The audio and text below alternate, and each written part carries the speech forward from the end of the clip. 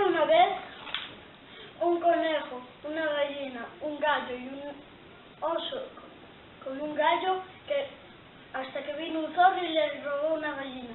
El conejo, el oso y el gallo fueron a por él y lo persiguieron muy lejos.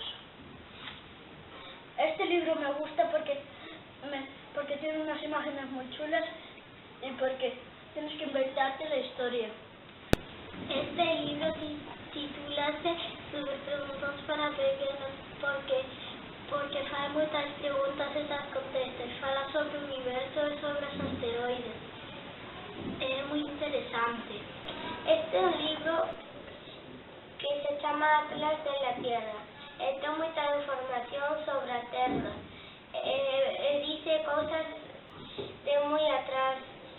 Cando a Terra era como unha roca pero ardiente. A roca era moi ardiente porque antes non estaba